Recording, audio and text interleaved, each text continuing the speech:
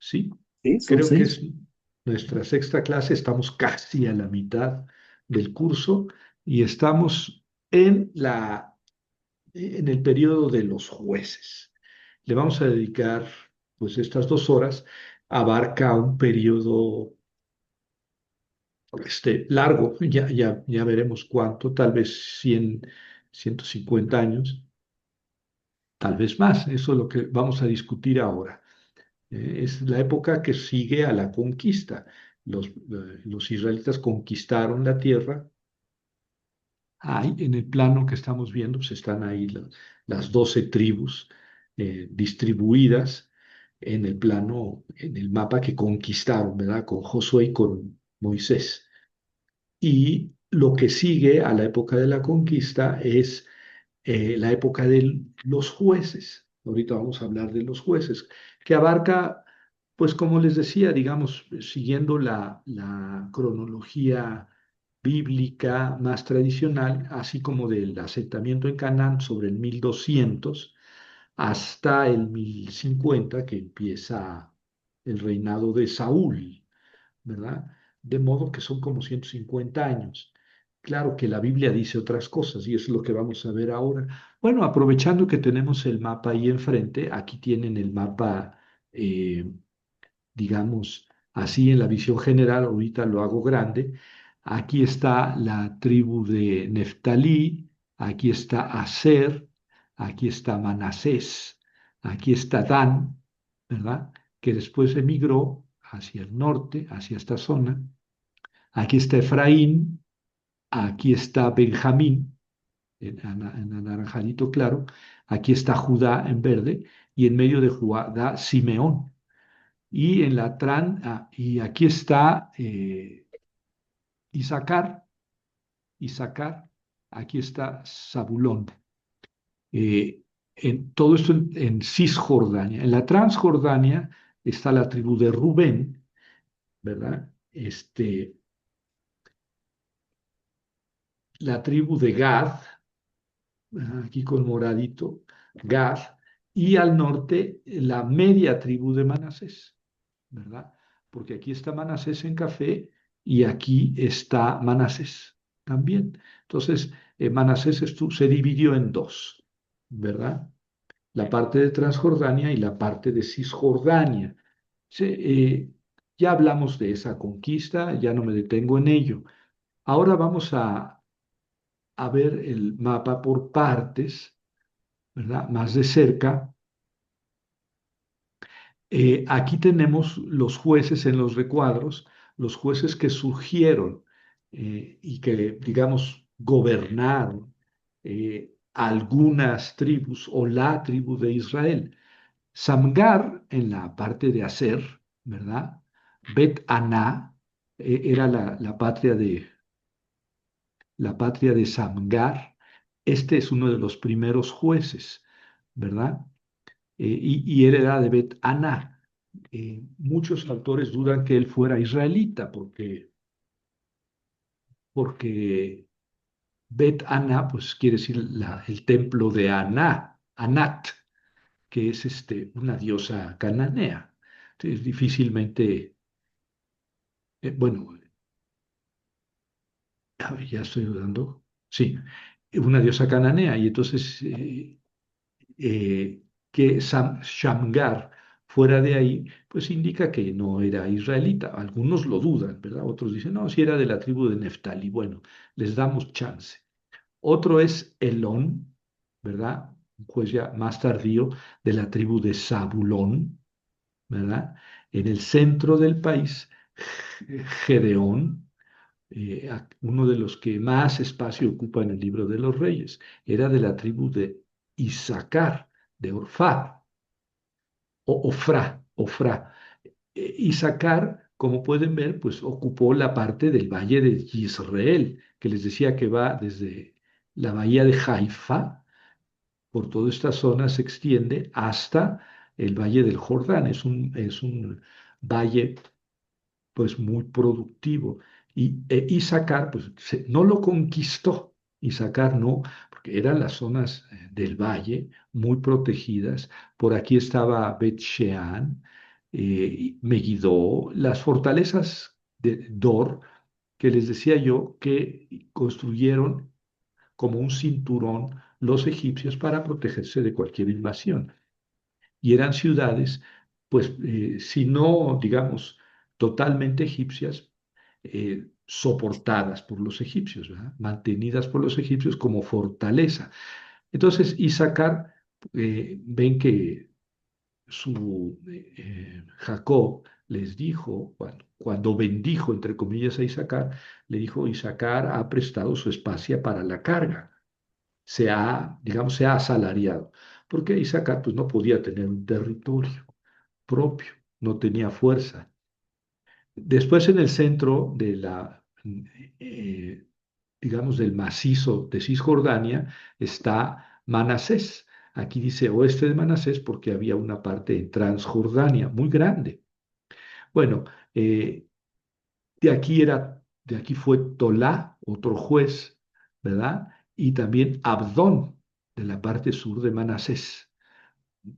Desde lo que Manasés, pues no conquistó la costa, ni Dan ni Aser no conquistaron la costa, porque ellos llegaron como advenedizos o crecieron de la zona de los pobres y no tuvieron acceso a dominar las grandes ciudades, ni los grandes valles, ni la costa. Bueno, Abdón, de la tribu de Efraín, bueno, no, de ahí no hubo jueces, de la tribu de Efraín. De la tribu de Benjamín fue Débora, y de la tribu de Manasés en el sur fue Ehud, ¿m? Cerca de Gilgal. Y más al sur, en la tribu de Dan, Sansón. Claro que esta tribu de Dan emigró al norte porque no se pudo asentar aquí, porque es la zona de los filisteos. De hecho, Sansón fue el gran peleonero contra los filisteos, ¿verdad? Sus hazañas fueron contra los filisteos, pero aunque Sansón les haya pegado, nunca Israel conquistó a los filisteos. Eso sucedió hasta la época de David.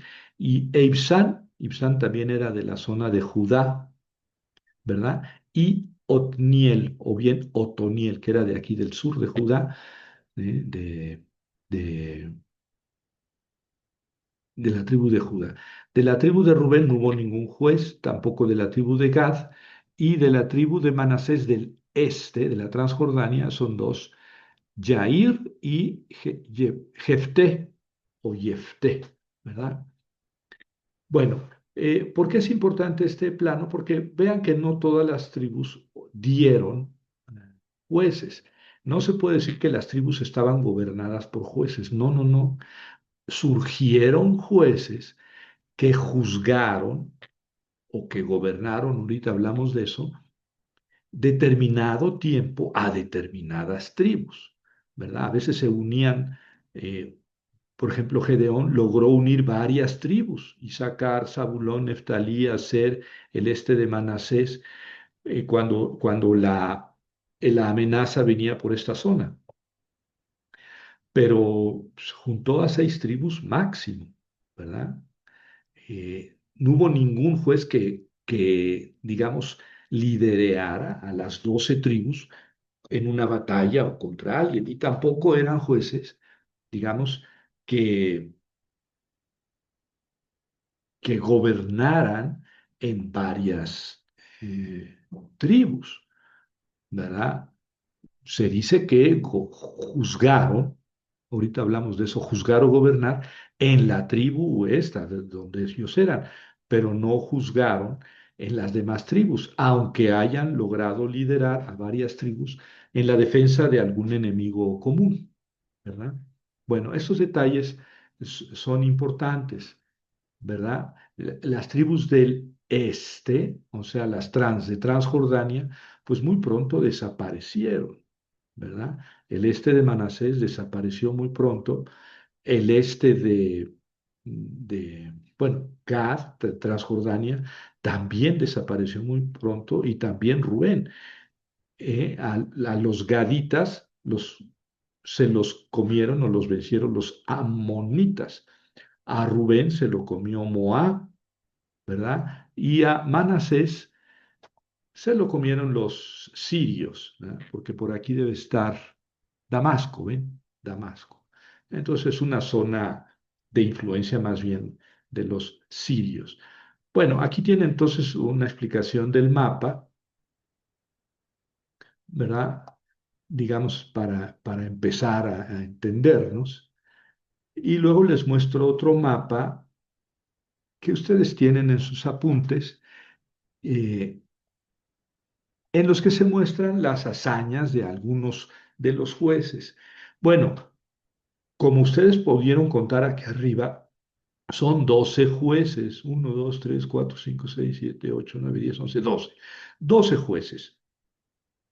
A 6 de ellos los llamamos menores y a 6 de ellos los llamamos mayores. Los menores eran jueces que se dice que juzgaron, ¿verdad? Juzgaron a Israel X tiempo, 5, 10, 15, 20 años. De los jueces mayores fueron héroes guerreros con hazañas militares y de ellos se dice juzgaron en su tribu durante 20, 40 años, ¿verdad? Entonces son 6 mayores y 6 menores, ya los vamos a distinguir. Y entonces aquí en este mapa se nos muestran las acciones guerreras de los jueces, ¿verdad? De los jueces. Aquí está Dan, fíjense que Dan lo teníamos por este lado, cerca de Judea, que les decía yo, en la zona de los filisteos. Tuvieron que emigrar hacia el norte y de esta emigración habla precisamente el libro de los jueces, ¿verdad? Aquí tenemos, bueno, este mapa. Bueno, nos sirve para mostrar dónde estaban las tribus. Amón, Moab, que presionó a Rubén, Amón, que se comió a Gad, y los arameos, que se comieron a la parte este de Manasés. ¿Verdad? Acá está Asher, acá está Neftalí, acá está Zabulón, Isaacar, aquí está el valle de Jezreel, aquí está la media tribu de Manasés, como ven, en el centro. En el centro también, al sur de Manasés, está la tribu de Efraín. Al sur de Efraín, Benjamín, y al sur de Benjamín, Judá, ¿verdad? Judá, Benjamín abarcaba hasta Jerusalén, y Judá quedaba al sur de Jerusalén, y en medio de Judá, Simeón. Eh, bueno, ahora sí, vamos con el texto, ¿verdad? El nombre del libro, el libro de los jueces, se deriva de personajes que fungieron como líderes después de Josué. Josué lideró a las 12 tribus, pero no fue rey de las 12 tribus, tampoco Moisés, ¿verdad? Después del asentamiento, tenemos la época de los jueces. En hebreo, griego, latín y español se les llama jueces. En hebreo se dice shoftim, shoftim, así se escribe. A lo mejor lo puedo hacer más grande. Shoftim en hebreo, que procede del verbo shafat, es el verbo shafat, y que implica un liderazgo no solo en lo judicial, el verbo es de ambiente judicial. Shafat quiere decir juzgar, digamos literalmente, pero el verbo tiene un amplio campo semántico, es también un liderazgo, representa también un liderazgo militar, ¿verdad? Entonces, es engañosa la traducción griego, latín, español como jueces, porque quién sabe qué juzgaban.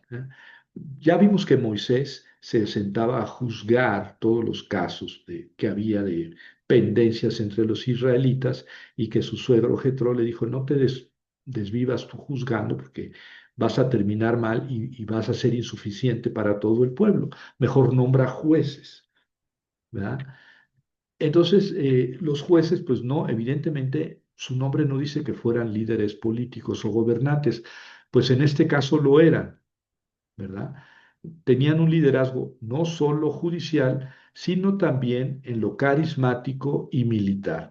Es importante de esto en lo carismático porque no eran personas, digamos, que fueran elegidas para el cargo, ni siquiera por Dios, que Dios escogió a Saúl como rey y después le disgustó Saúl y eligió a David, ¿verdad? Eh, pero no sucede eso con los jueces, ni siquiera eran, digamos, elegidos ni por el pueblo ni por Dios, eran personas carismáticas que, digamos, llegaron a dirigir, llegaron a liderar a varias o a una de las tribus, ¿verdad? Y se dice, de varios de ellos, de seis, se dice, juzgaron a Israel. Bueno, juzgaron en su tribu, ¿verdad? La autoridad de los jueces era carismática, no hereditaria, como en el caso de la monarquía, ¿verdad? Bueno, esta palabra, sin embargo, no se dice de Ehud, Barak y Gedeón. Son tres jueces de los que no se dice que eran jueces. Eh,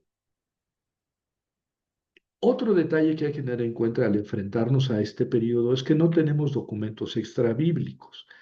Cuando hablamos del éxodo o de la conquista, pues sí recurrimos a textos extrabíblicos para decir, pues nada de esto hay, nada de lo que está diciendo en la Biblia está en textos extrabíblicos, pero era muy importante el testimonio de los textos o documentos extrabíblicos. En el caso de la época de los jueces, no tenemos a qué recurrir, porque todo es ad intra, todo es al interior de Israel, y pues no tenemos documentos egipcios, no tenemos documentos de Siria o de Moab, ¿verdad? Entonces, desgraciadamente para nosotros, pues nos tenemos que basar estrictamente en lo que dice la Biblia, que ya hemos visto que no es muy de fiar hablando de la cuestión histórica, pero aquí pues no tenemos dónde cogernos para decir, ah, bueno, es que en la época de tal faraón o en la época de tal otro, porque ya toda la historia es hacia adentro, ¿verdad? Bueno, entonces el periodo de los jueces se extiende desde la asamblea de Siquem, ahí donde Josué, después de consumar la conquista, reunió a las tribus, ¿verdad? Y entonces todos hacen un pacto de seguir a Dios, a Yahvé.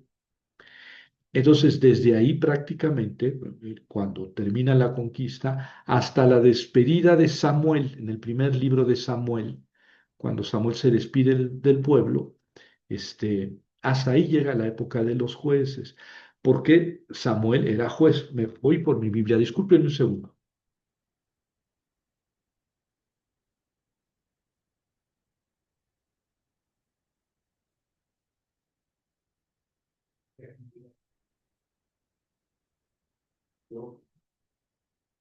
Así que en el cuarto tiempo de mi Biblia,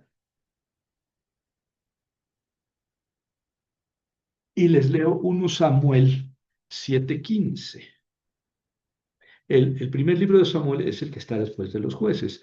Es Josué, luego jueces y luego el primer libro de Samuel. Y en el capítulo 7, versículo 15 de este libro de Samuel, dice, ay mamá, 1 Samuel 7:15.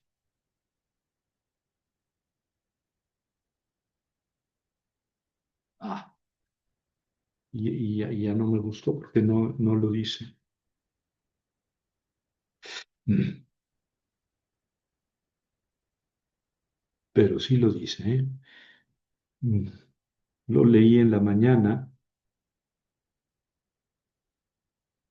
pero no es en 7:15. ¿Es más antes o más después? A ver, pero ahorita, es que estoy leyendo 2 Samuel. En el primer libro de Samuel 7:15, ahora sí dice, Samuel actuó como juez de Israel durante toda su vida. Entonces, Samuel fue el último juez. Por tanto, el periodo de los jueces se extiende desde Josué 24 hasta Samuel 12, el primer libro de Samuel, versículo 12, porque Samuel fue el último de los jueces, ¿verdad? Es muy posible que 1 Samuel 1:11 estuviera unido al libro de los jueces, es decir, que el libro de los jueces se extendiera desde el capítulo 1 de los jueces hasta el capítulo 12 u 11 de Samuel, ¿verdad? Pero a algún redactor posterior le pareció que estos 11 capítulos del primer libro de Samuel servían mejor como introducción al libro de los reyes, porque ya después sigue pues, la elección de Saúl como el primer rey, cosa que veremos la próxima semana. Pero bueno, entonces es muy posible que originalmente el libro de los jueces abarcara hasta Samuel 1:11. El número 12 de jueces, pues entonces aquí se habría roto, porque serían 13. Yo, Javier Quesada, tengo la impresión para una tesis doctoral de que el Sansón no era juez. Sansón no era un juez y de capítulos 13 a 16 es el último de los jueces de que habla el libro de los jueces. Y no era un juez, lo metieron ahí, o tal vez a Shamgar, que ya dije que no era israelita, una vez quitado esto, ¿verdad? Una vez que se separó el libro de Samuel para completar el número 12 que parece bobo, pero que fueran 12 tribus, bueno, es que eran las 12 tribus de Israel, ¿verdad? El número tenía que mantenerse, pero ya vimos que en realidad, pues, no fueron las 12 tribus las que se establecieron, ¿verdad? Porque aquí en el mapa del asentamiento en Canaán, desde luego que no está la tribu de Leví, porque a Leví no le tocó tierra, y ya hablamos en alguna conferencia de que los levitas, pues algunos dicen que no era tribu de Israel, ¿verdad? Otros dicen que sí era tribu, pero que se dedicaron al sacerdocio, ¿ven? El caso es que no tienen tierra, ¿verdad? Por otro lado, José tampoco tiene tierra. El hijo, José el soñador, el hijo de Jacob, aquel que se fue a Egipto, no tiene tierra porque su papá, Jacob, adoptó como hijos suyos a Efraín y Manasés, a estos dos. Estos eran hijos de José, no eran hijos de Jacob. Cuando Jacob los adopta como hijos, digamos, los adopta en lugar de José, en lugar de su padre José. Y de esta manera se recupera el número de 12. Como ven, es un artilugio un tanto artificial que nos indica pues que seguramente hubo una historia que no se nos cuenta, ¿verdad? También está muy raro esto de que aquí tengamos este Manasés y oeste Manasés, que es un territorio grandísimo, el de los dos, ¿verdad? Toda la conquista de la Transjordania que hizo Moisés, no hizo Josué, pues no es de tierra prometida, porque incluso aquí en el monte Nebo, donde Moisés reúne a las tribus antes de entrar a la tierra prometida y antes de morir él, les dice, vamos a entrar o van a entrar a la tierra prometida. Por tanto, donde estaban no era la tierra prometida. Esto nunca fue una promesa de Dios a Abraham, ni a Isaac, ni a Jacob. ¿Ven? Por eso dice uno, bueno, ¿por qué hubo una conquista del este de la Transjordania? Por otro lado, la tribu de Simeón prácticamente desapareció, fue absorbida por Judá. Lo mismo pasó con la tribu de Dan, que se asentó al principio aquí al norte de Judá y al oeste de Benjamín, pero no pudo asentarse porque no pudieron contra los filisteos y emigraron hasta el norte, hasta esta zona. Entonces, como se ve, el hecho de que sean 12 es un poco artificial. También el asentamiento es un poco artificial, pero pues no tenemos muchos datos como para juzgar. Claro, hay muchas teorías, a lo mejor nos da tiempo de hablar de algunas de ellas, ¿verdad? Bueno, Entonces, el periodo de los jueces va desde Josué 12 hasta 1 Samuel 12, pero estos capítulos de Samuel se separaron para formar una introducción a los reyes, ¿verdad? Y entonces, mi teoría es que se suplió el número 12 de jueces. Son 12 jueces, sí, pero no era uno de cada tribu, ni fueron simultáneos. Ahorita hablamos de eso. Bueno, les presento una estructura del libro de los jueces. No nos vamos a detener en analizar la estructura, en recorrerla, porque no nos da tiempo. Y eso es materia de otro curso. Es decir, leer el libro de los jueces, pues es lo que hizo cada juez y etcétera, su historia, sus años. En cambio, aquí en una clase de historia, pues el cometido es diferente, es tratar de ubicar en la historia la acción de determinado juez. Y si se puede, pues, qué hizo y en qué lugar de la historia se puede ubicar, ¿verdad? Pero como he dicho, hay 6 jueces de los que apenas tenemos hay un juez del que tenemos un versículo nada más. Y hay jueces, por ejemplo, Sansón, que no era juez y que ocupa 4 capítulos, 13, 14, 15 y 16. Y son historias muy pintorescas. Yo creo que la más pintoresca de todas estas es la de Sansón,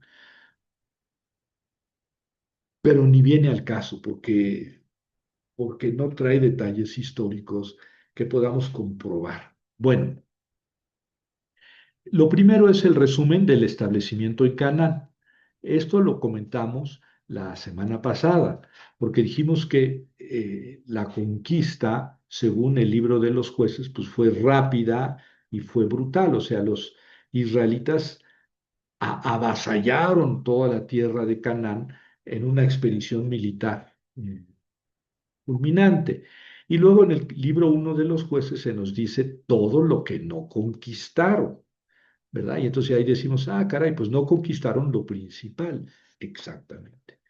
No conquistaron lo principal. Las ciudades de los valles, las ciudades de las costas y las ciudades fortificadas en 2 cinturones, ¿verdad? De los que hablamos pues la semana pasada. Entonces, este resumen habla del establecimiento de Judá, Simeón, que quedó junto, asimilada en medio de Judá, Caleb, que también quedó en Judá, y los kenitas, todos estos quedaron en la tierra de Judá. Luego sigue la toma de Betel, la toma de Betel en el centro de Efraín, ¿no? Betel, aquí está, lo estoy señalando. Está en el centro de Benjamín, perdón, de Benjamín, en la frontera con Efraín. Miren, ahí está Betel, y aquí está Efraín en morado, y aquí está Benjamín. Aquí se advierte que Betel está en la frontera de Efraín y Benjamín. Bueno, entonces viene la toma de Betel, el establecimiento de las tribus septentrionales en el norte y el anuncio de desgracias en 2:1-5. Después sigue la historia de Israel durante el periodo de los jueces. Esto es lo central. Esto es un resumen. Esto es lo central del libro, como ven, abarca 15 capítulos, ¿no? Y son la historia de los jueces. Primero, la explicación del periodo de los jueces. Vamos a leer, por lo menos vamos a leer esto, ¿verdad? Ahorita se lo leo. Sí, está la muerte de Josué y luego eh, por qué siguieron existiendo las naciones extranjeras. No exterminaron a los cananeos. Y luego viene el primer juez, Otniel o bien Otoniel. 5 versículos hablan de él en el capítulo 3. Sigue Ehud, ¿eh? Del 12 al 30, y Samgar o Shamgar, ocupa nada más un versículo. Como ven, es un poco raro. El nombre no es hebreo. Eh, la ciudad de procedencia, Bet Anat, pues indica que es una nación pagana, y luego que ocupe un versículo, y además voy a dar otro argumento más adelante. Vienen los dos, probablemente los dos más famosos o de los jueces más famosos, que los contamos como uno. A veces aparece Barak, a veces Débora como juez. Utiliza o está su historia en los capítulos 4 y 5. Se habla primero de la opresión cananea, la intervención de Débora, la presentación de Heber, la derrota de Sísara, su muerte, la liberación de Israel, y luego viene el cántico en el capítulo 5. Todo lo anterior es el capítulo 4, ¿ven? Y luego viene el cántico de Débora y Barak, bueno, de Débora más bien, en el capítulo 5. Y resulta que el cántico pues no narra las cosas, es un cántico, es poesía, pero tiene bastantes diferencias con lo que narra el capítulo 4. O sea, entre la narración y la poesía hay bastantes diferencias. Algunos han dicho, algunos historiadores han dicho, bueno, no solamente historiadores, también exégetas, son dos tradiciones diferentes, ¿verdad? Lo que pasó en el capítulo 4 es una tradición en prosa, y lo que narra el capítulo 5 es una tradición poética, pero que no es exactamente igual que lo que dice el capítulo 4. Tiene sus diferencias significativas. El siguiente es Gedeón, ¿verdad? Abimelech no fue un juez, ¿verdad? Probablemente sea el más famoso de todos los jueces, ¿verdad? Ocupa 4 capítulos, del 6 al 9. Se habla de la opresión de los madianitas. Madianitas pues, era la tribu. ¿Se acuerdan que Moisés se fue allá al desierto huyendo del faraón y fue a dar con la tribu de Madián? Ahí conoció a Séfora, se casó con ella, bueno, y a su papá Jetro, y la tribu de Madián siempre tuvo mucha relación, muy importante con los israelitas. Bueno, aquí en la época de los jueces, los madianitas son opresores, ¿verdad? Probablemente no sean, bueno, desde luego que no son los mismos madianitas que eran amigos de Moisés, pero probablemente eran tribus seminómadas de la región, a las que llamamos madianitas, ¿verdad? Pero más bien porque eran tribus de esa región y que eran seminómadas. Hubo una opresión madianita, es en el centro de Israel, en el mapa, en este mapa, aquí está la tribu de los madianitas, en el centro de Israel, ¿verdad? ¿De dónde venían? Pues venían del este, ¿verdad?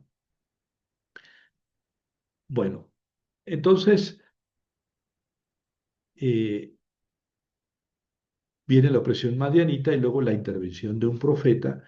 Se aparece el ángel del Señor a Gedeón, se destruye Gedeón el altar de Baal y convoca a la guerra. Y luego, como son pocos los guerreros que tiene, le pide a Dios una prueba de que va a vencer. Dios le da la prueba de la victoria. Y luego reduce el ejército de Gedeón. Todos aquellos que se pusieron la rodilla en tierra para beber agua, esos los descartas. Los que pasaron por el río y con lo que pudieron jalar en la cuenca de su mano para beber, esos son los que van a formar tu ejército. Entonces el ejército se ve drásticamente reducido, pero ya tiene un presagio de victoria, hace un ataque sorpresivo, persigue a los madianitas y luego reúne a varias tribus, pero no a los efraimitas, no a los de la tribu de Efraín. Entonces ellos se quejan y dicen, ¿por qué no nos llamaste a nosotros? ¿Verdad? Bueno, entonces ya se venga Gedeón, finalmente muere y Israel recae en el pecado. Y luego eligen a Abimelech como rey. Pero este no es juez, lo eligen como rey de una parte de Israel, ¿verdad? Y luego viene el apólogo de Jotam y se levantan los siquemitas contra Abimelech. Bueno, los siquemitas eran un pueblo muy poderoso e independiente que los israelitas no sometieron. Vamos al plano, ¿verdad? Aquí está Siquem, ¿ven? Siquem en el medio entre Efraín y Manasés. Y no importa que esté aquí, que aparezca que está entre los dos, porque Siquem era un reino independiente, no fue conquistado por Efraín ni por Manasés. ¿verdad? Bueno, entonces,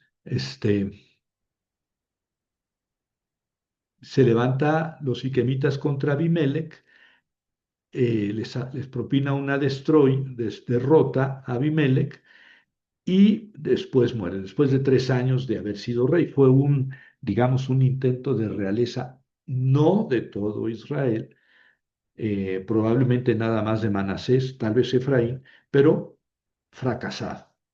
El siguiente rey, el siguiente juez es Tolá. Ven, después de que se dedicaron 4 capítulos a Gedeón, Tolá se le dedican 2 versículos, a Yair 3 versículos, y luego viene Jefté, ¿verdad? Otra historia larga, otro eh, juez mayor.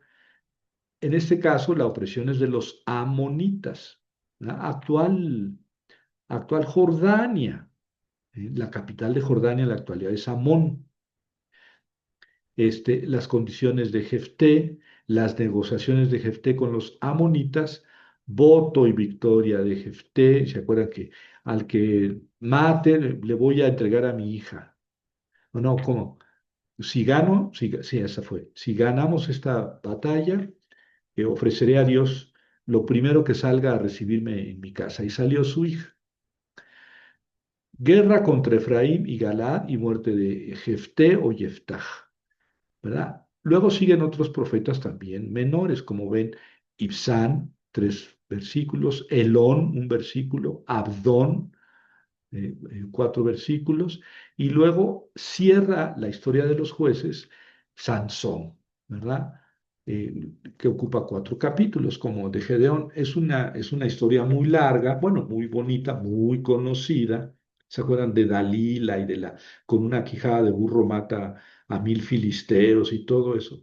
Yo di alguna conferencia de miércoles sobre Sansón y titulé la conferencia Son, sí, Sansón, porque era bien sonso el tal Sansón. Uno se pregunta por qué está este libro en la Biblia, ¿no? ¿Qué le vieron de edificante a un cuate claramente deficiente, por no decir enfermo, claramente deficiente? Hay que leer su historia para que se convenzan de lo que estoy diciendo. Yo escribí un librito sobre Sansón que no he publicado, como 100 páginas de estos 4 capítulos. Eh, y sí, les puedo decir que es un personaje que todos los exégetas nos quedamos con la boca abierta. ¿Qué hace este cuate aquí en el libro de los jueces? Pero se dice que juzgó a Israel en la tribu de Dan, durante 20 años. Se dice 2 veces. Es el único juez que 2 veces se dice que juzgó 20 años. Y no es porque haya juzgado 40, sino porque su texto es compuesto. Bueno, ya pudieron ustedes acordarse de que Dios, un ángel le anuncia a la mamá de Sansón que va a nacer Sansón, se vuelve a aparecer el ángel y luego se casa Sansón, ¿verdad? Pero luego en la boda les pone una adivinanza a los invitados, ¿verdad? ¿Qué es tan dulce, más dulce que la miel y eh, ¿qué es lo más dulce y lo más salvaje? Pues lo más dulce es no, es algo así como del, de la fuerza salió dulzura, del fuerte salió dulzura. Es la primera parte de la adivinanza que puse aquí, que en realidad no es una adivinanza. Del fuerte, y entonces, ¿qué es más fuerte que el león y más dulce que la miel? Y es porque él había sacado miel de un cadáver de un león que le había matado, pero ¿quién iba a saber a qué se refería? O sea, realmente era absurda el juego de palabras que le estaba poniendo, ¿verdad? Pero entonces su esposa les dice son filisteos, porque la esposa es filistea, les dice a los filisteos, porque les saca la respuesta a Sansón. Se la saca, ay, mi amor, es que no me quieres, porque, bueno, y entonces ya le dice, y estos filisteos le adivinan, y entonces se enciende Sansón contra ellos y les quema sus mieses. ¿Se acuerdan que agarra 300 zorras, les amarra cola con cola y les amarra en la cola unas teas, les prende fuego y las echa? Entonces era la época de la cosecha, se incendian todas las mieses y se enfurecen los filisteos. Pero aquí no van a encontrar ustedes ninguna visión eh, social de Sansón. Nunca se dice que él sintiera lástima por la opresión de los filisteos y que quiso castigarlos. No, él se vengó de lo que le hicieron a él personalmente, ¿verdad? Y luego lo persiguen los filisteos y con una quijada de asno mata a 1000 porque era de una fuerza brutal. Pero dice ahí que le llegaba la fuerza de Dios y con esa fuerza mataba. Bueno, nada en todo esto es admirable como liberación, ¿no? Ni tiene la intención ni visión de salvar al pueblo, es salvarse él y vengarse de lo que le hicieron. Después se va a Gaza con una prostituta. Gaza es una de las ciudades más importantes de los filisteos, ¿verdad? En el centro del poder filisteo. Y va ahí con una prostituta, así dice tal cual el texto, ¿eh? Con una prostituta. Y entonces lo vieron los gazotas y dijeron, está con esta muchacha, vamos a esperarlo aquí a las puertas de la ciudad y cuando salga nos lo echamos al plato. Y sí, lo esperaron para matarlo, ¿verdad? Pero él se paró, se fue, se deshizo de los guardianes, arrancó las puertas de la ciudad, son puertas de las murallas, ¿no? Arrancó con sus jambas, esos piezotas de madera y se las llevó cargando quién sabe cuántos kilómetros. Eso dicen estos 3 versículos. Fue más larga mi narración que los 3 versículos. Y después viene la traición de Dalila. Se vuelve a casar con otra filistea. Es que este Sansón era menso, por eso les digo, ay, mi querido Sansón. Y Dalila, pues se lo engatusó y logró que les dijera, que él le dijera a ella cuál era el secreto de su fuerza, que era la cabellera, y lo rapa mientras duerme.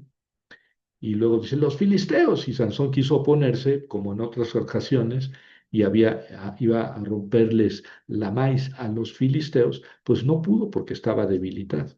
Y entonces lo meten a prisión y él muere derrumbando las puertas, los pilares del templo de Dagón y muere y mata a muchos otros filisteos. Tampoco se dice que fuera con visión de liberar a Israel, no. Venganzas personales. Por eso este juez, pues no sabemos qué está haciendo en el libro de los jueces. Él realmente no era un juez, no era una persona prudente, no era una persona interesada en el bien de la comunidad, es una persona que se metió en problemas con los filisteos, matando a chorros filisteos, sin pensar en las consecuencias que eso traería con su tribu, ¿verdad? Bueno, y luego vienen 5 capítulos finales, ¿verdad? Que son adiciones, que no hablan de los jueces, ¿verdad? ¿Quién sabe? Los pusieron aquí porque hablan de la época de antes de los reyes, ¿verdad? Y lo primero es los santuarios de Mica y Dan.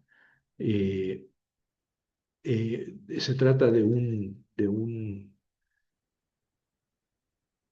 danita que quiere establecer su santuario en su casa. Tener un sacerdote era muy poderoso, quería tener un sacerdote y un santuario en su casa, ¿verdad? Se llamaba Mica, el Pelao. Entonces él hizo un santuario, ¿verdad? Y primero puso a una persona que no era levita y después pasó por ahí un levita y le dijo, Mica, oye, quédate conmigo y funge como levita, yo te pago. Y él dijo, no, pues no, te pago bien y se quedó, ¿verdad? Pero luego los danitas emigraron al norte. Este texto es interesante porque narra cómo la tribu de Dan, que estaba junto a los filisteos, tuvo que emigrar al norte, ¿verdad? porque no pudieron con los filisteos. Y entonces Mica se llevó al levita. Aquel levita le dijo, que por cierto era un nieto de Moisés, nieto de Moisés, hijo de Gersón. Gersón era el hijo que tuvo Moisés allá en Madián con Sefora. Y, este levita, cuyo nombre no se dice, era hijo de Gersón. Y entonces se, se lo llevaron los danitas a la fuerza, allá al norte. ¿Verdad? Micás se puso muy triste y les fue a reclamar y los danitas le dijeron, mira, mejor tranquilo, porque somos muchos. Y ya, pues Micás se fue muy triste a su casa, mientras los danitas se llevaron al nieto de Moisés, Adán, a Adán, a la tribu de Dan hasta el norte, ¿verdad? Entonces la migración de los danitas y luego toman la ciudad de Lais y fundan ahí Dan. Esos son los capítulos 17 y 18 que son apéndices, ¿verdad? Que no hablan de jueces. Están aquí porque pues, es antes de la época de los reyes. Entonces, pues, había que poner estos relatos en algún lugar y cupieron aquí después del libro de los jueces. Y los capítulos 19, 20 y 21 son los capítulos más horripilantes que hay en la Biblia. Horripilantes. Y con mucho uno lee esto y no puede dejar de estremecerse. Es un crimen salvaje, ¿verdad? De un levita que lleva a su concubina, ¿verdad? Y luego los benjaminitas eh, la violan hasta que muere. Este, el levita les da a la concubina, les dice, miren, ahí está, con esta entreténganse, pero a los demás no nos hagan nada. Y estos benjaminitas violan a la pobre muchacha hasta que muere. Aquí está el relato. Y en la mañana este bárbaro se levanta bostezando y abre la puerta y se acuerda pues que les había entregado su concubina, pero ve a la concubina tirada a la puerta, tal vez ya muerta, tal vez todavía no. Entonces se enoja, jura la venganza, se lleva a la concubina, llega a su casa, despedaza a la concubina en 12 cachitos y manda un cachito a cada una de las tribus, ¿verdad? Y entonces todas las tribus se enfurecen y le piden a los benjaminitas una explicación y los benjaminitas no dan ninguna explicación. Recuerden que Benjamín era hijo de Raquel. Benjamín tiene dos traducciones. Ben, que ustedes saben que quiere decir hijo, y Yamín quiere decir mano derecha. Y Jacob, cuando nació, quería llamarle Benjamín, el hijo de mi poder, el hijo de mi diestra, mientras que Raquel, su mamá, quería llamarle Ben o no, el hijo de mi dolor, porque Raquel murió en el parto. Y finalmente, pues como Raquel murió en el parto, Jacob le puso Benjamín. Era hijo de Raquel, la esposa amada de Jacob, la mamá de José. José y Benjamín eran hermanos. Por eso José, cuando estaba en Egipto, le dijo a sus hermanos que vinieron a pedir grano, traigan a Benjamín. Y los hermanos le dijeron, no, porque él es hijo de la mamá, de la mujer que ama a mi papá, que amaba a mi papá. Este, y tenía otro hijo, pero este hijo otro murió y nada más le queda a él y no lo va a dejar venir. Pues si no viene él, no se va su hermano, no va de regreso a ustedes y no les pondremos más grano. Entonces, finalmente Jacob tuvo que coger a Benjamín, bueno, les envió a Benjamín con sus hermanos y ya cuando ve José a Benjamín, pues primero se hace el fuerte, pero después ya no puede y se pone a llorar y dice, yo soy José y abraza a su hermano y todo eso.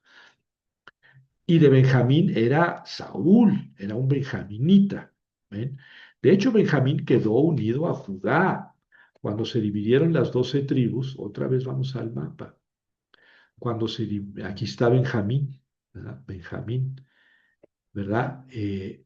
Jerusalén estaba dentro de la zona del territorio de Benjamín, pero claro, los israelitas no conquistaron Jerusalén, ¿verdad? Entonces, ¿qué más da que esté aquí o no? El caso es que Benjamín, cuando se dividió el reino, Benjamín se quedó con Judá. No fueron todas las tribus en el norte contra Judá en el sur, no, porque Judá había asimilado a Simeón y Benjamín se unió con Judá, ¿verdad? Este era el hermano menor de José. Bueno, entonces estos benjaminitas, sin embargo, traían pleitos, seguramente con los efraimitas, ¿verdad? Y aquí pues, se hizo una bola infinita porque se unieron las otras tribus, todas contra los benjaminitas, y los exterminan, ¿verdad? Los exterminan. Entonces ya no sabe uno si el problema que fue por una muerte de una persona que pudo haber sido muy salvaje y lo que ustedes quieran condenar, equivale al exterminio de toda la tribu, porque murieron decenas de miles de benjaminitas. Entonces, tanto daño les hicieron que los demás israelitas se arrepintieron de haberlos exterminado. Y entonces les entregan muchachas a los benjaminitas que quedaron. ¿Sí? Van y se raptan mujeres de cualquier lado, también de las otras tribus, se las entregan a los benjaminitas para que tengan hijos y ah, no terminen aniquilados. Y entonces raptan a las hijas de Silo. Bueno, es una historia truculentísima, pero está añadida, ¿verdad? Son dos historias contemporáneas añadidas. Bueno, en lo general se puede afirmar que 2:6 a 3:6 proceden del deuteronomista. Ahorita lo explico.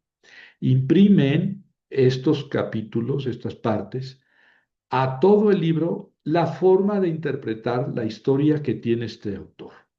La forma de interpretar la historia que tiene este autor. A ver,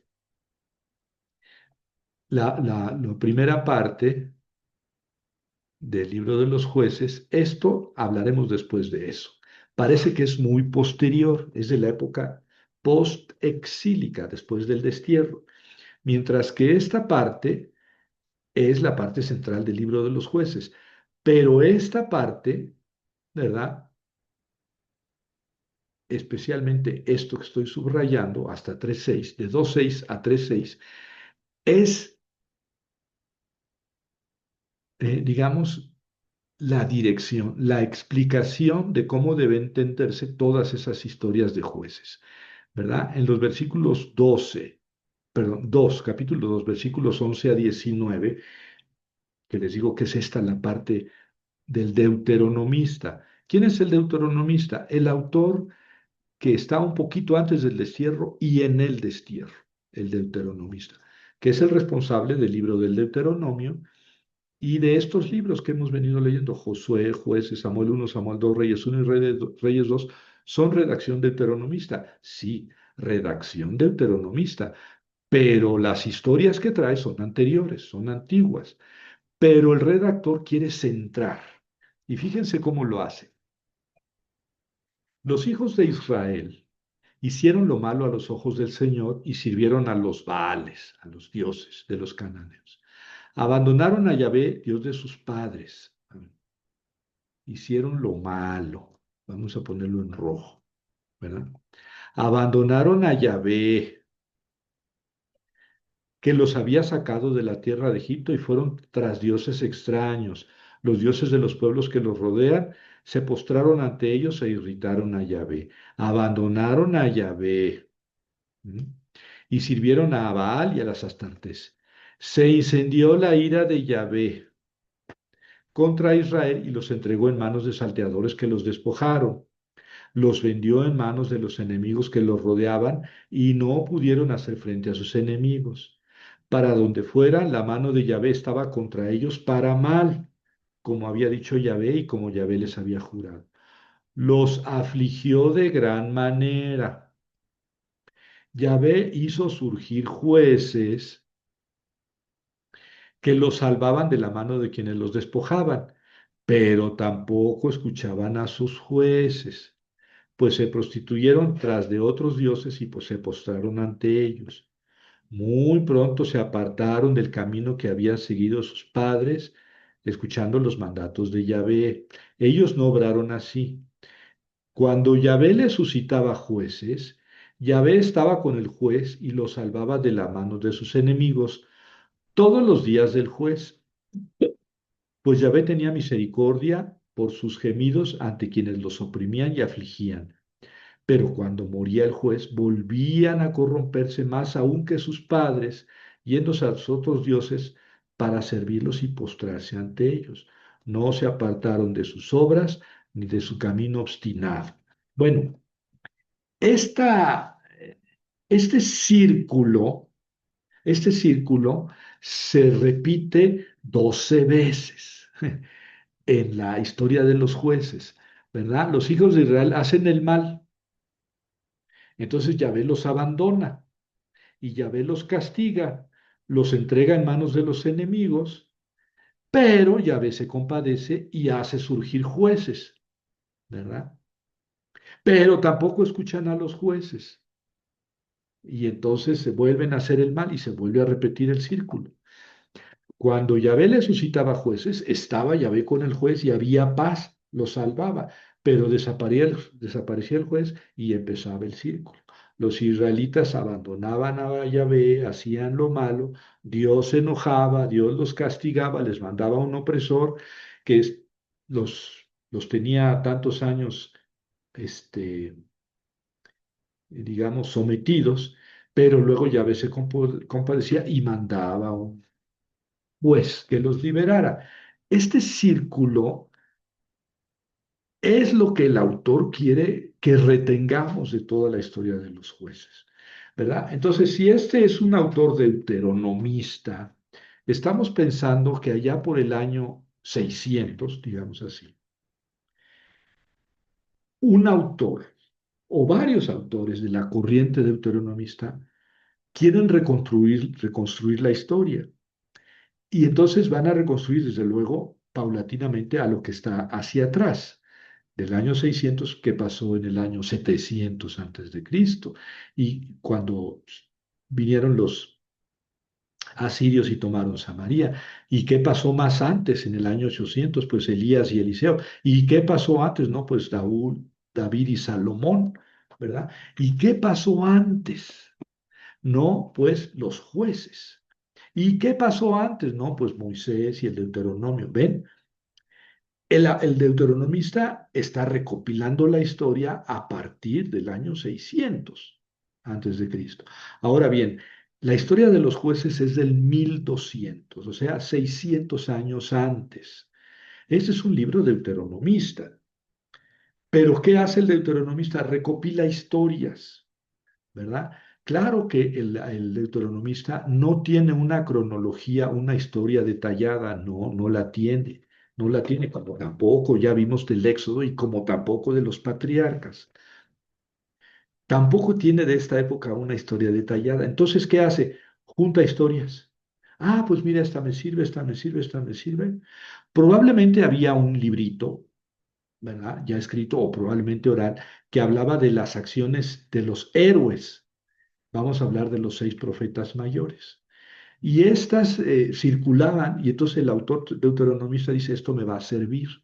Y junta a los de otros profetas, ¿verdad? Menores, a todos les llama, otros jueces menores, a todos les llama jueces y reconstruye un mosaico de historias con el que pretende llenar 150 años de historia de Israel, desde la conquista de Canaán hasta el advenimiento del primer rey, Saúl. ¿Mm? Pero no solamente amontona las historias, sino que nos dice cómo interpretarlas.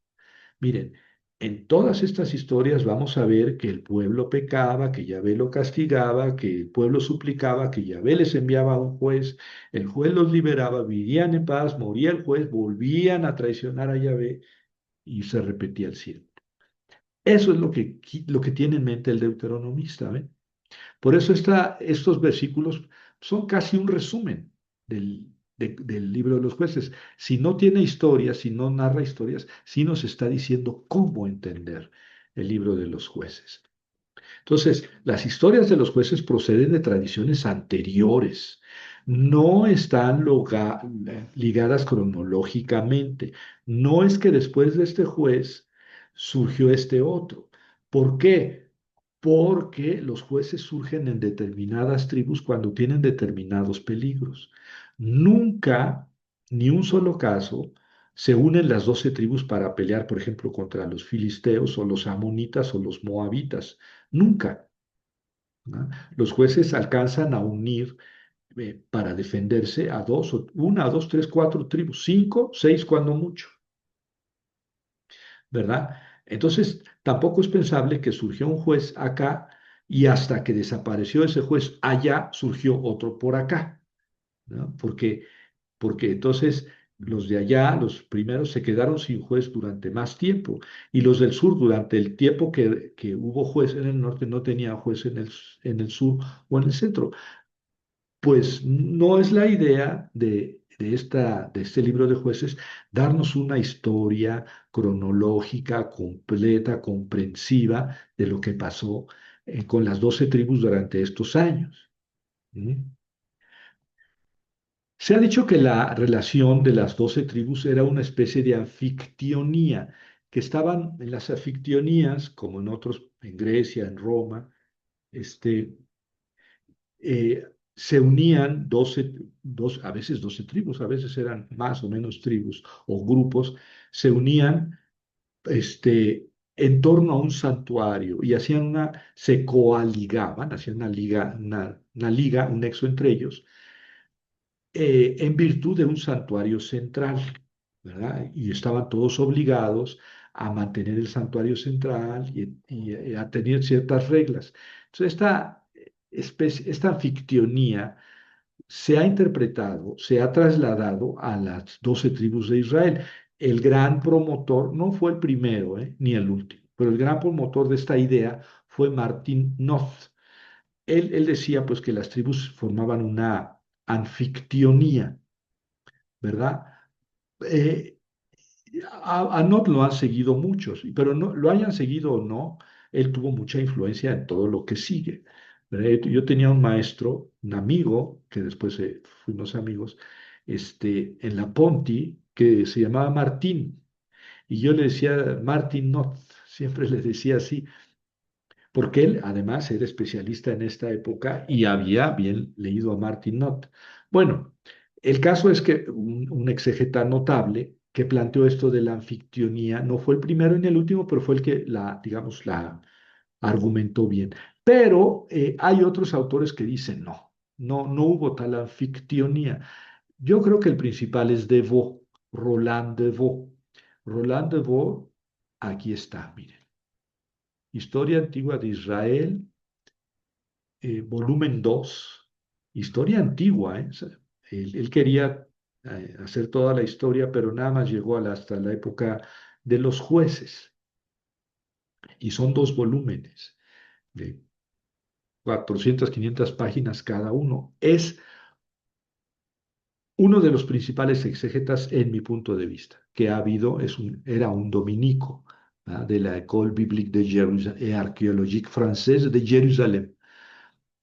Eh, Sí me lo dicen, con mucho gusto les envío esos dos volúmenes, ¿verdad? Son eh, excelentes, son, digamos, obras clásicas de la historia de Israel antigua. Lastimosamente él murió y ya no pudo completar la historia de Israel, pero llega hasta los jueces.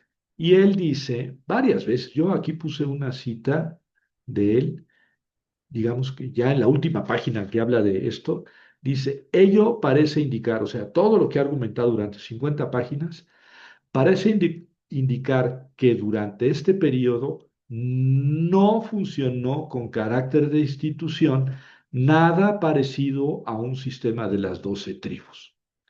¿Va? Dice, no, pues no, disculpa, pero lo desmantela, paso a paso.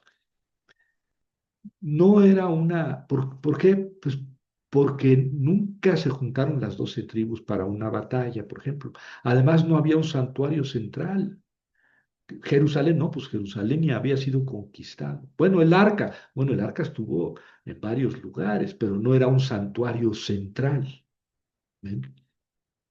Y tampoco era que ese arca o ese santuario fuera el núcleo de las 12 tribus, ¿no? Eso no lo vamos a encontrar en el libro de los jueces.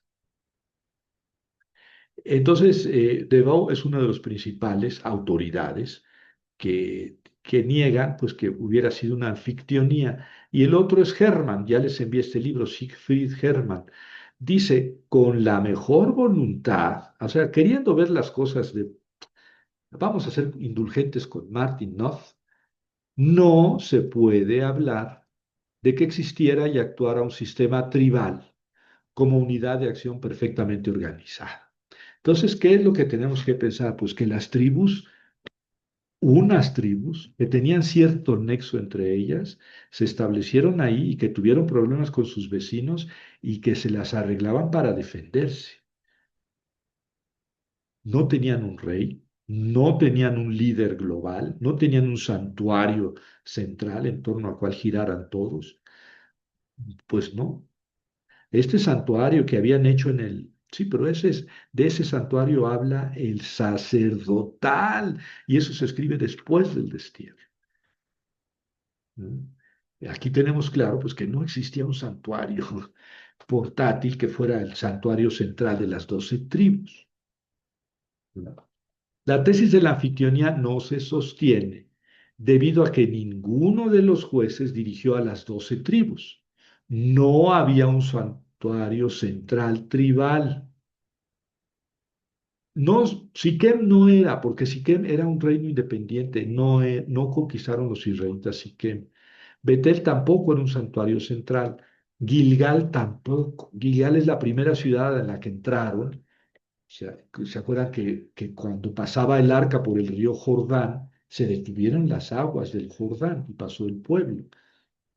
¿Verdad? Ahí se construyó un altar, etcétera. Ahí estuvieron, ahí se circuncidaron los israelitas y de ahí pasaron a Jericó, a la conquista de Jericó. Sí, Gilgal es un santuario importante al principio, pero luego ya nunca es mencionado en el libro de los jueces. Silo también puede ser, pero no fue un santuario central. Tampoco existió un consejo, como existía en las anfitrionías, o un derecho porque las anfitrionías tenían su ley, sus decretos, o una acción.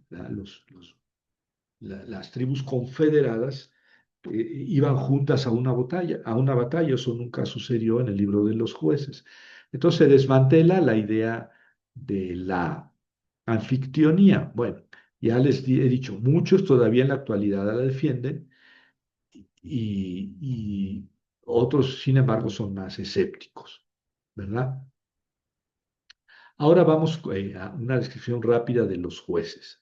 Shamgar parece que, bueno, los que no tuvieron victorias militares, o sea, los menores, son Shamgar, Tolá, Yair, Ibsán, Elión y Abdón. Como ven, son 6, ¿verdad? Cuya historia se dice muy brevemente. Los que sí fueron héroes militares fueron Otoniel, Débora y Barak juntos, Ehud, Gedeón y Sansón. Son 5. Uno, dos, tres, cuatro, 5. El sexto es Jefté o Jefté. De Jefté se dice que era un juez menor. Sí, pero este juez menor tuvo grandes éxitos militares.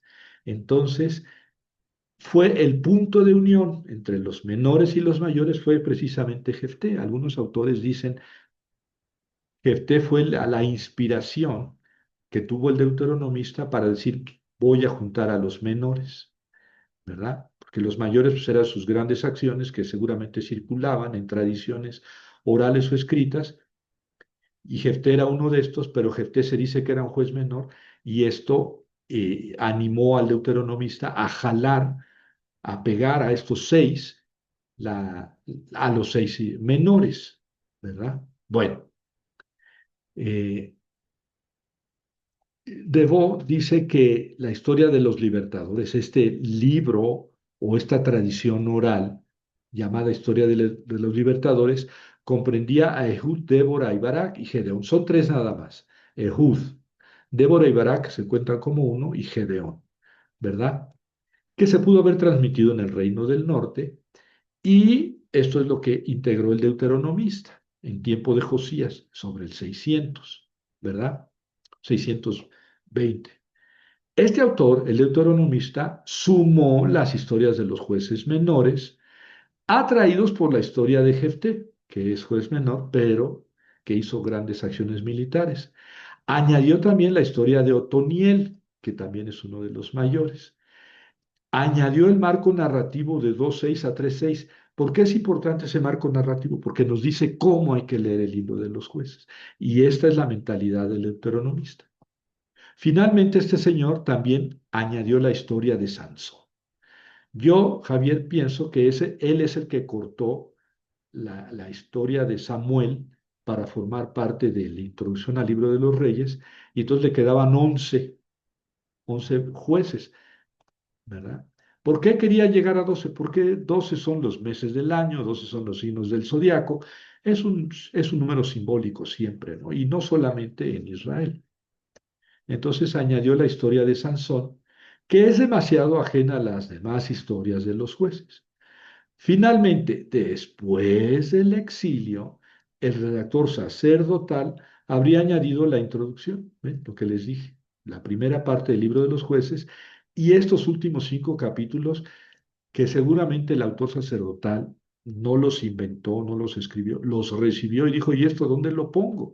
Pues no lo puedo poner en la época de los reyes, porque en esos textos dice, antes, cuando no había reyes, cada quien hacía lo que quería. Entonces es antes de los reyes. ¿Dónde lo ponemos? Pues en el libro de los jueces. ¿Verdad? Pero ese es un redactor posterior. Entonces, sin embargo, todo este esquema que les he planteado de que se escribió así y así, pues no es seguro, ¿verdad? Tiene ciertos rasgos de probabilidad porque pues, no se basan en el aire, se basan en la lectura y el análisis de los textos, ¿verdad? El primero de todos es Otoniel, que ya vimos que fue añadido por el deuteronomista, pero este señor Otoniel es mencionado en Josué 15 y Jueces 11:12 en la conquista, donde parece mejor situado que aquí como juez. Vaya usted a saber, se le menciona aquí como un Otoniel y acá como otro Otoniel, pero este parece un poco artificial porque además tiene 4 versículos, ¿verdad? Aquí parece más natural su función en la conquista. Bueno, pero pues no podemos llegar a saber más porque son 4 versículos lo que nos dice la Biblia. Shamgar parece juez intruso, pues habría sido insertado en Jueces 3:31, un versículo. Al parecer no era israelita porque se dice que era hijo de Anat. ¿Mm? Anat es una diosa cananea, hijo de Anat, pues ¿cómo? De la ciudad de Anat. ¿Mm? Él es mencionado en el canto de Débora, pues, sin relación a que fuera juez, pero aquí antes, en este versículo se dice que fue juez. Seguimos recorriendo el texto del libro de los jueces. Las tribus implicadas en los ataques de Yabín, rey de Hazor, que originaron la acción de Débora y Barak en Jueces 4:5, fueron las del centro y el norte de Israel. Las ciudades cananeas no fueron tomadas en ese momento por Débora y Barak, siguieron siendo ciudades cananeas, ¿verdad? Pertenecientes al cinturón de fortificaciones del Valle de Israel, ¿verdad? Los relatos más largos son, como ya dije, el de Gedeón y el de Sansón, 4 capítulos cada uno. La historia de Gedeón, que termina con el reinado de Abimele, que dura 3 años, marcó el final de una acción individual de política imperialista, porque tenía ya su rey, sin que conozcamos un segundo caso análogo en la época imperial. Es decir, pues fue como un intento de tener rey para esas tribus del centro, pero no funcionó. La historia de Sansón es la más incómoda en el grupo de los jueces, ¿verdad? Este personaje parece desubicado en todos los sentidos, sí. Sí, desubicado mentalmente, psicológicamente, emocionalmente, afectivamente, medio mencito el cuate, muy fuerte, pero se casó con una filistea y luego se vengó de los filisteos porque la esposa les dijo el secreto. Luego fue con una prostituta, se enojó y lo que se le ocurrió es romper las puertas de Gaza y llevárselas cargando como el pípila, quién sabe hasta dónde. Y luego se casa con una filistea, ¿no? Que además 3 veces le dice, no, tú no me quieres porque no me has dado el secreto de su fuerza. No se la da y le tienden una trampa y sale de ella. No se la vuelve a dar, le tienden una trampa y sale de ella. Y en la tercera vez el muy babas le da el secreto a Dalila. Pero seguramente pensaba que no, que no iba a acabarse su fuerza, pero terminó acabándosele y acabó su vida. Y hasta el final, pues él se vengó de los filisteos destruyendo el templo, pero nunca se dice que fuera por amor de las tribus de Israel, por amor de Israel, ni siquiera por amor de Dan. Sí, él lo que hizo lo hizo de motu propio y le valía un cacahuate las consecuencias, porque van los israelitas, los danitas van con él y dicen, oye, tú fuiste a matar filisteos y ahora vienen los filisteos contra nosotros. Es decir, no actuaba para defender a Israel, casi se puede decir que al contrario. Bueno, jueces 17-18 deja ver que aunque todos adoraban a Yahvé, cada tribu tenía su santuario. Ven que los danitas se llevaron al levita, se lo llevaron a Dan. Y jueces 19-21 revela que las diferencias entre Efraín y Benjamín se llevaron al pasado. Efraín y Benjamín se pelearon o vivían de pleito. Y esos pleitos se proyectaron al pasado. Ah, es que antes, ¿verdad? En la montaña de Benjamín pasó esto y aquello. Bueno, ustedes después pueden ver este cuadro con toda su explicación, en el que no me voy a detener porque ya no hay tiempo. Este profesor, ya no tengo tiempo de explicar esto, pero les pongo aquí un cuadro que resume los datos bíblicos, ¿verdad? La época del desierto, bueno, aquí está la referencia en esta columna, en donde lo encontramos en la Biblia. Aquí el juez o la época de que se está hablando, aquí los años de ese juez o de esa época y aquí los años totales. Vamos a ver. De la época del desierto se dice en Josué 14:10 que fueron 40 años, ¿verdad? Entonces, pon 40 años totales. En Jueces 2:10 se dice que de Josué al fin de esa generación pasaron 45 años, es decir, 40 más 5 de la conquista. ¿No? Es más, lo voy a borrar aquí eh, para que queden sumados. Después el rey de Edom los oprime, por eso puse esto del lado derecho de la columna. Son años de opresión las que están en el lado derecho. Y después viene Otoniel, que después de Otoniel hay 40 años de paz. ¿Ven? Es un número simbólico de 40 años en el desierto, 40 años de paz con Otoniel. Después viene Eglón de Moab, que los oprime 18 años, y Ehud, que juzga y hay paz durante 80 años, ¿verdad? Como se ve, son números simbólicos, 40, 40 y 80. Después viene Yavín de Canaán, que los oprime 20 años, y después Débora y Barak, que los liberan y hay 40 años de paz. ¿Ven? Después viene la opresión de los madianitas 7 años y Gedeón, después del cual hay 40 años de paz. Viene el reinado de Abimele, que los pongo aquí como una opresión porque fue una mala experiencia. Sigue Tolá, que fueron 23 años de paz. Yair, que fueron 22 años de paz. Los amonitas, que los oprimieron 18 años. Todo eso está indicado aquí, ¿verdad? En estas referencias, ¿verdad? Creo que saqué todas las referencias que hay a los años.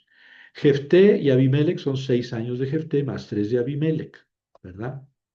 Ibzán, 7 años de paz. Elón, 10 años de paz. Abdón, 8 años. Luego los filisteos los oprimen 40 y luego surge Sansón, ¿verdad? Entonces aquí tenemos los jueces mayores. Bueno, aquí es el desierto, pero aquí están los jueces mayores con negrita, ¿verdad? Con negrita.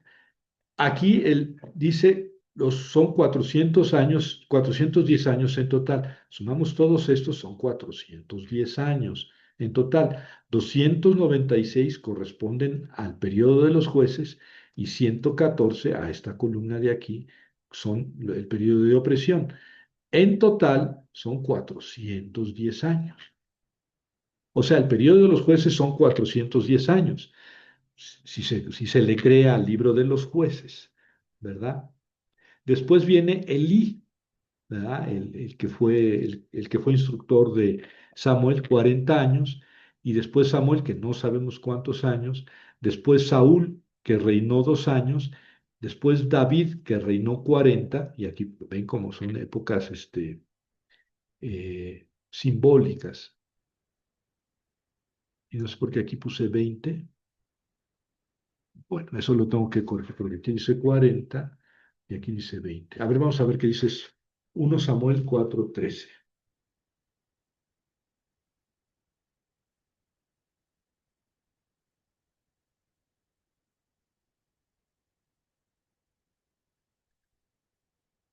Dice, cuando llegó, Elí estaba sentado en una silla cerca del camino, muy atento porque estaba ansioso por el arca de Dios. El hombre llegó para dar la noticia y toda la ciudad se puso a gritar. Al oír Elí tal griterío, preguntó qué es ese griterío. El hombre fue rápido a dar a Elí la noticia. Elí tenía 98 años, sus ojos estaban inmóviles, ya no podía ver. Dijo el hombre a Elí, yo soy el que ha venido del frente, hoy he huido de allí. Elí le preguntó, ¿qué pasó, hijo mío? El mensajero contestó, Israel huyó ante los filisteos. Además hubo una gran matanza en el pueblo y lo que es más, murieron tus 2 hijos, Jofní y Pinjas, y el arca de Dios fue capturada. Cuando mencionó el arca de Dios, Elí cayó de la silla hacia atrás sobre el lado de la puerta, se rompió la nuca y murió. Había gobernado a Israel por 40 años. De 40 años. Bueno, de Samuel, que no sabemos exactamente la fecha, y de Saúl, que son 2 años, ¿verdad? Y David, sí sabemos que reinó 40 años. Y luego me voy al texto de 1 Reyes 6:1, que dice que pasaron 480 años de la salida de Egipto al año cuarto de Salomón, el año cuarto de Salomón.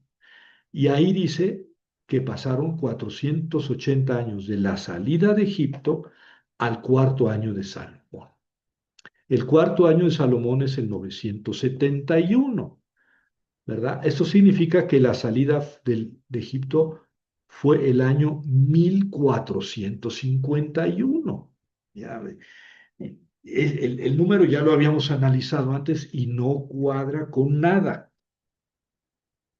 Ahora bien, si se suman las cantidades de los jueces más otras indicadas en el cuadro, los 534 años de la suma son 410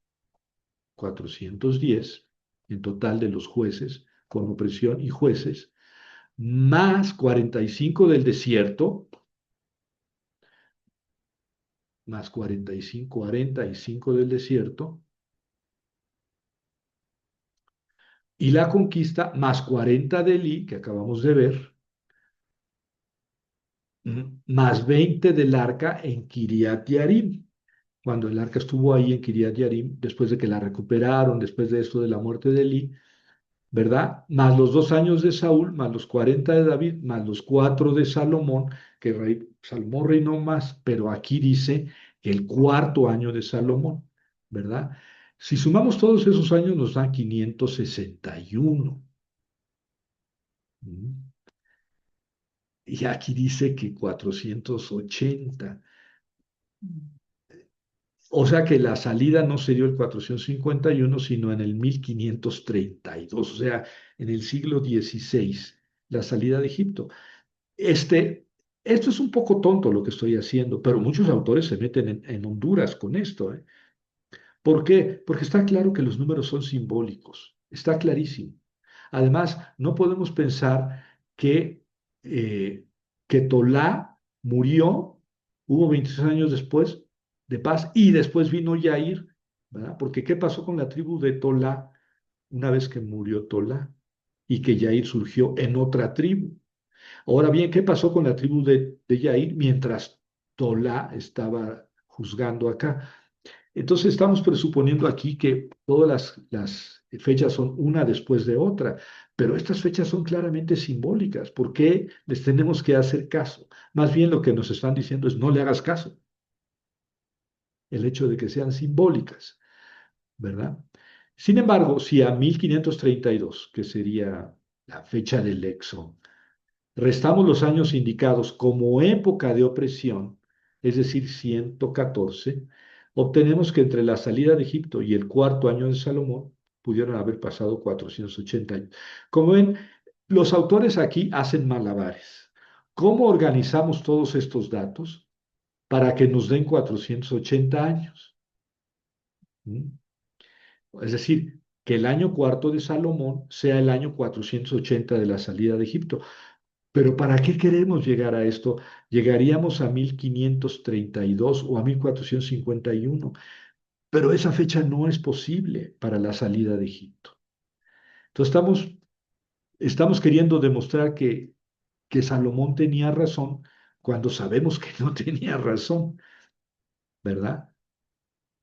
Por otro lado, las cantidades de los años de paz en la época de los jueces suma 220 años, y es lo que acaba de señalar, pero estas cantidades son claramente simbólicas. ¿Verdad? Entonces los autores hacen malabares para que tengamos 480 años y una vez que tenemos 480 años decimos, bueno, pero esa cantidad es falsa. De cualquier forma, esta cronología se basa en la afirmación de 1 Reyes 6:1, es esta, que pasaron 480 años de la salida de Egipto al año cuarto de Salomón. Y partiendo de ella interpreta los años indicados en los libros de los jueces, 1 Samuel y 1 Reyes, porque aquí es cuando se habla del cuarto año de Salomón. Entonces, a partir de eso queremos decir, pues vamos a ver si nos coincide. Pues no hay manera de que coincida, ¿eh? Tenemos que hacer malabares y unos autores hacen unos malabares y otros malabares. Y de esa manera, este, podemos llegar a descubrir 480 años. Bueno, es lo menos importante, es lo menos importante la cronología, pero por lo menos es interesante darnos cuenta que los datos bíblicos en sí mismos pues no nos funcionan, no nos sirven. Del año cuarto de Salomón, 480 años hacia atrás, no llegamos a la salida de Egipto, no llegamos. La salida de Egipto fue, en todo caso, unos, eh, unos 200 años antes. ¿Ven?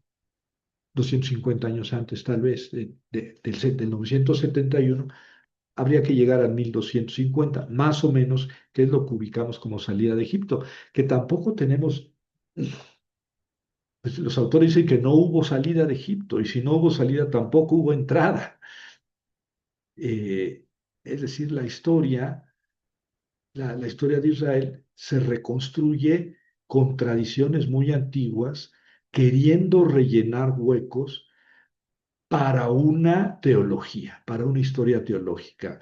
A saber, Dios nos eligió, Dios nos escogió, Dios nos entregó su ley y nosotros somos su pueblo. Sí cumplimos con esa ley. Es la teología, digamos, bíblica que está en el fondo no solamente de las narraciones, sino de la elección del material eh, para formar este gran mosaico de historia de Israel que estamos analizando. ¿verdad? Yo creo que la primera conclusión que hay que sacar es que no es historia, no es historia. Hay historia, sí, pero que no hay una historia, digamos, demostrable, eh, extrabíblica, que se pueda seguir, secuencial. Son más bien detalles, chispas que aparecen por aquí y por allá y que de alguna manera iluminan el vasto eh, abismo del pasado. Eh, pero lo importante no es tanto las historias en sí. Lo mismo pasa con los acontecimientos de Abraham, Isaac y Jacob y de José. Lo importante no es tanto los detalles de la historia, sino lo que la historia quiere decirnos. Por eso es una historia de salvación, mucho más que una historia demostrable, porque en este caso, pues en conclusión, no tenemos nada demostrable. Y los datos que nos arroja como historia no nos dan para armar una cronología sana, una cronología absoluta donde ir colgando los acontecimientos para, para decretar en qué medida son narraciones fidedignas históricamente hablando. Bueno, ¿qué les parece? Ahora son tres alumnos, Abigail, Evelio y Lupita. Ya no sé, se supone que hay más.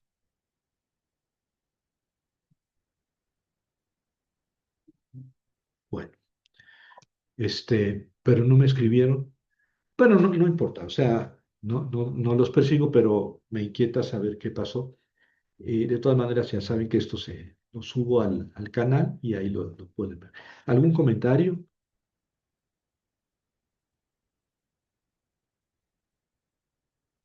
Hola,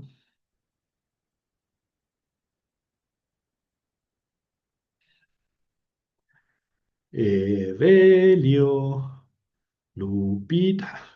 Bueno, tampoco es de vida o muerte que tengan comentarios. ¿Alguna pregunta?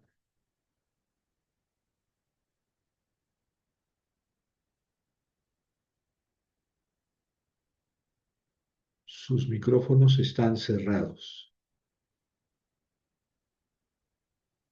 Bueno. Entonces, si no hay más, nos vemos la próxima semana. La próxima semana ya empezamos con la época de la monarquía. Vamos a introducir algo con la historia de Samuel, que ya dijimos que Samuel originalmente era el último de los jueces, pero se puede entender tal vez mejor su historia como el, la introducción al libro de los reyes. Samuel no fue rey, pero él ungió a Saúl como rey y después ungió a Salomón. Perdón, a David, primero Saúl y luego David.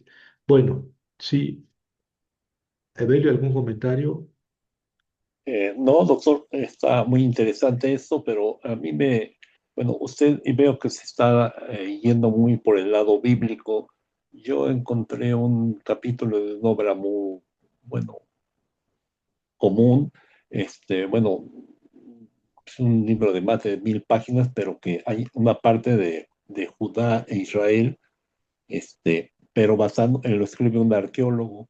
Está muy interesante, está en inglés, ya lo empecé a traducir y si puedo, le puedo mandar, bueno, no sé si usted quiera, para complementar, no es ninguna otra cosa, sino sin complementar Sí, estaría con bien. testimonios arqueológicos lo que usted nos está diciendo, qué es lo que como usted mencionó al principio, qué material extrabíblico puede o corroborar o poner en duda o negar lo narrado en la Biblia, ¿no?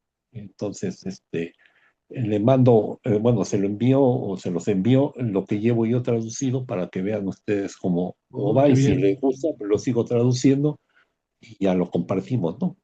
Muchas gracias. ¿Y es de esta época de los jueces? Habla desde los primeros reyes de Israel, bueno, que está documentado los somritas, Mm, este, que están atestiguados por la estela de sí, Moab y varios es muy, testimonios arqueológicos.